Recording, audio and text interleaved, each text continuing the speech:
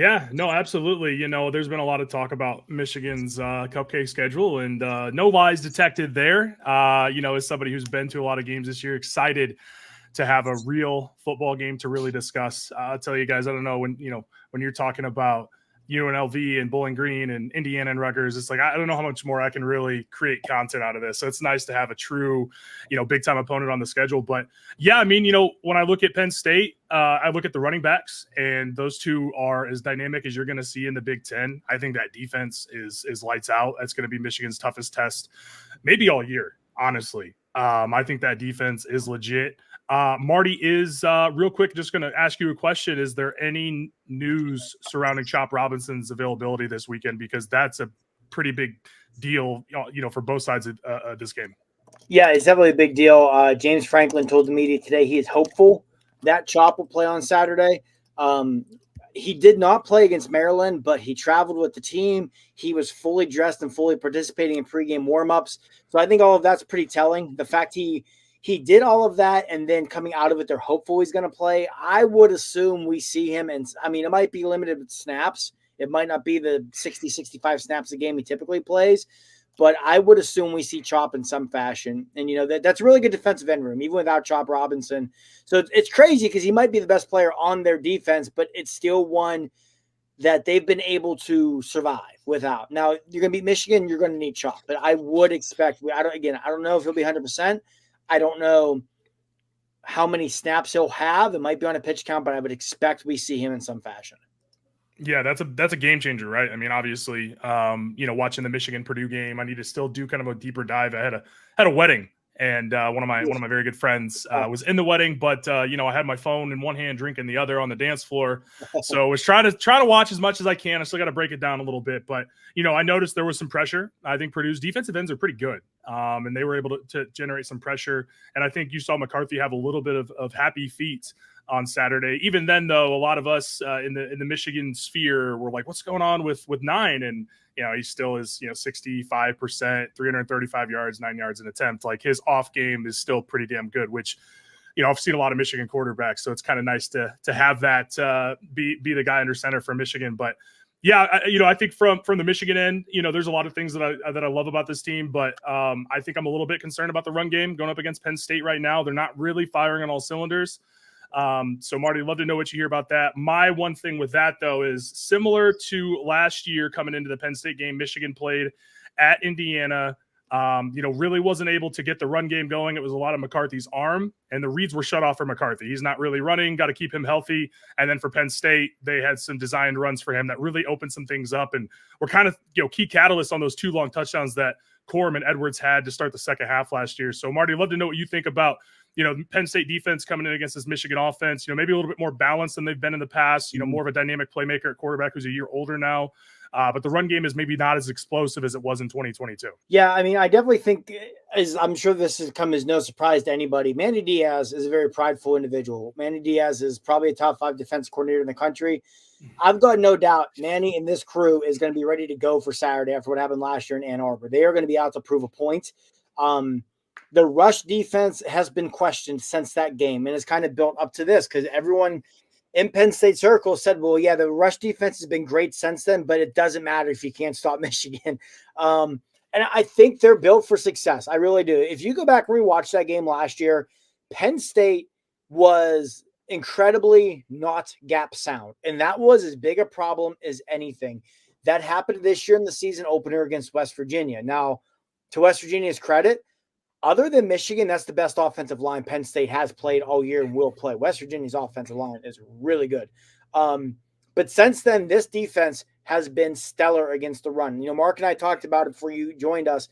Maryland had negative 49 yards rushing last week. Now, a lot of that was sack yards, but if you take out sack yardage, Maryland still rushed for negative yards. They held Iowa to something like 1.1 yards per carry. Ohio State, I think, only averaged like 3.2 yards per carry against them.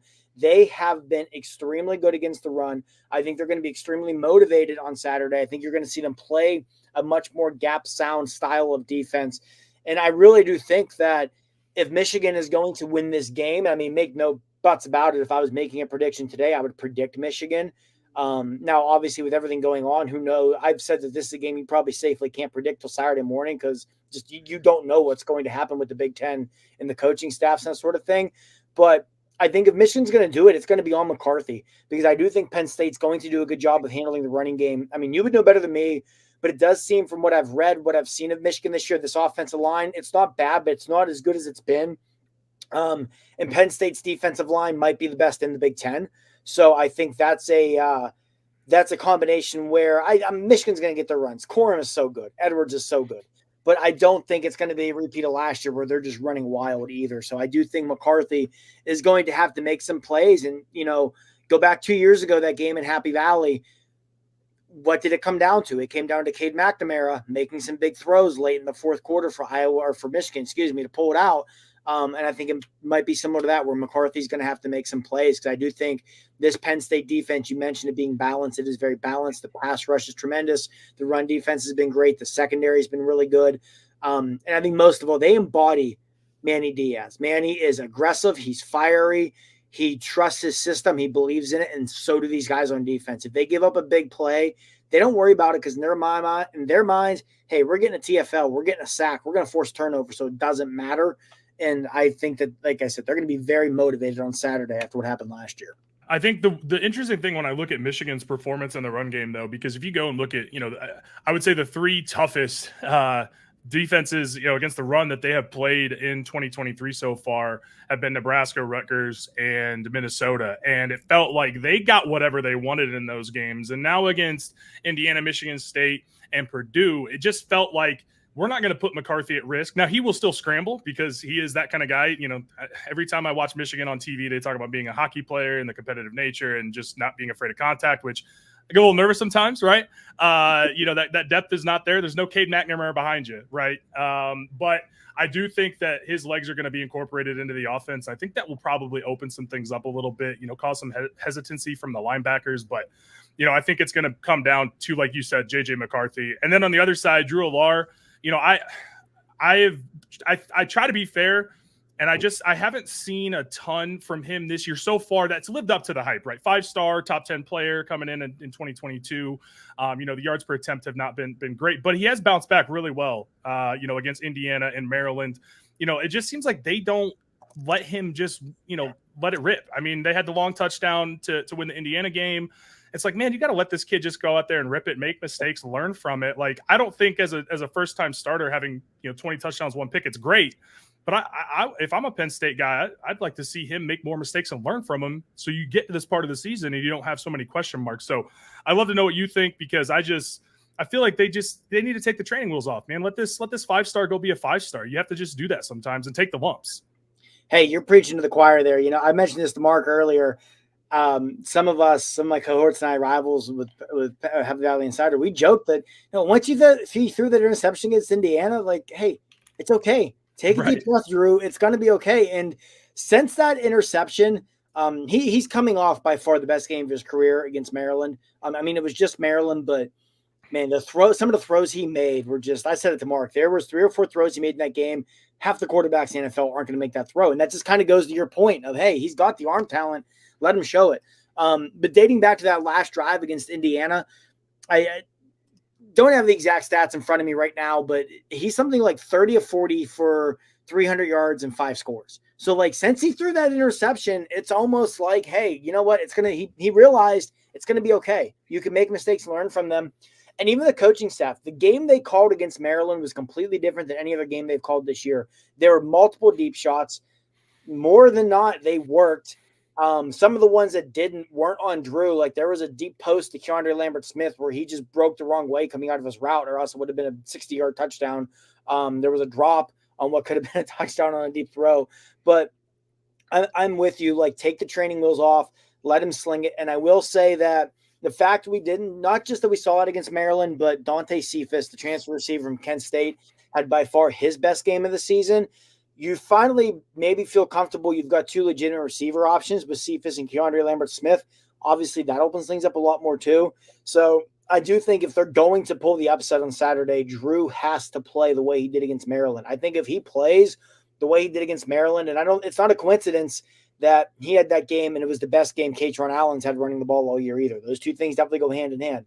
If Drew can do that, it's going to open up the running game more, and they're going to have a chance to beat Michigan on Saturday, especially with it being in Happy Valley. And I mean, this crowd, it's always a hostile crowd for an opponent at Beaver Stadium anyway. But, and I mean, I'm sure you and every other Michigan person in the world agrees this is the first road game since all of this. That place is going to be, they're going to be, this game could be played anywhere, and that crowd was going to be so incredibly anti-Harbaugh and anti-Michigan. You throw in the fact that it's Beaver Stadium. It is a team that you have a little bit of a rivalry with to begin with already. It's going to be a very hostile crowd that I think Penn State will be able to feed off of. Yeah, I mean, it's going to be, I don't know. I mean, maybe the signs will be better. I mean, that place is going to be rocking no matter what, right? I mean, it's, it's not at night. It's not a true whiteout because, November Big Ten rules, night games, all that fun stuff. But, I mean, I feel pretty good with McCarthy at quarterback for Michigan, just being able to go in there and say, I've been in really hostile environments. I mean, the shoe, the Horseshoe and Happy Valley are two of the toughest. And so, he was there as a freshman. I honestly can't remember how many times he got in with the packages they had built for him. It was a McNamara game, but so I think that he'll be ready for it. And this team, I think they're going to feed off of it too. I mean, I think it goes both ways. So I'm excited for it. With Blue by 90, we're doing a watch party in Ann Arbor. It's going to be amazing here in Ann Arbor. I'm sure you guys are going to have a ton of fun out in Central PA as well. Like one of the best environments of college football. So going to be an awesome game. I can't wait. And again, I'm just ready to, the soft schedule stuff for Michigan, right? It's like these games were going to be played. There's, it's just it didn't happen in October. So we're going to find out what Michigan's made of and Penn State too, because these are two of the best teams in the country. Mm-hmm. Well, we will dive into the soft schedule. I want to respect Marty's time. I'm going to make one kind of broad observation, and if Marty needs to leave, that's great. If not, Marty, you can respond to this as well before you head out, is that I believe Penn State's got the best defense in the Big Ten, but I think Ohio State, Michigan, and Iowa are very close. I just think that Penn State, just from a sheer athletic standpoint, with Manny Diaz as the coordinator, all three levels. But again, I think that those three other teams are really, really good as well. But Michigan is just, to me, just buttoned up everywhere. Maybe there's some special teams gaffes here and there. We heard Tanner talk about the tackle play against Purdue, but they have two really good ends. Penn State's just more uneven. Drew Aller's got a lot of growing up to do. J.J. McCarthy's just hit his peak. I'm concerned to a certain extent about the Penn State offensive line. They don't seem to have a guy that's going to blow the top off the defense at wide receiver. A lot of twos and threes that might be those guys for elite teams. Marty, how would you respond to that?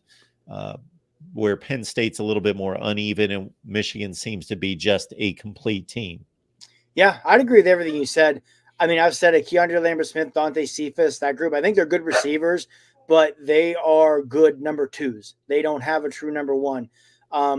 Michigan, yeah, I've said all year that I think Michigan's the best team in the country. I think they're a better football team than Georgia. I think they're the most complete. Like you said, they're complete. They can beat you running the ball. They can beat you throwing the ball. They've got receivers. That defense is nasty. If this game was in Ann Arbor, I would probably pick Michigan to win by 2+ scores. But I think it being in Beaver Stadium will close that gap. Like I said, I still think Michigan will win. That is assuming something doesn't happen between now and kickoff with Harbaugh and Sharon Moore, or Jesse Minter, whatever it may be, with suspensions or something. But yeah, I agree that Michigan is a complete football team. I think Penn State's a very good team. I think Penn State's one of the 10 best teams in the country. I just think Michigan and Georgia are on a different level than the rest of the country this year. And we're going to see that on Saturday, where I think it's going to be close to the end. I wouldn't be surprised if Michigan maybe gets a late score when they kind of, similar to the Ohio State game, the defense wears down, get a late score to make it 2 scores. But I expect it to be a great football game. But yeah, it should be a lot of fun. If nothing else, it should be one of the best games of the year on the college football schedule.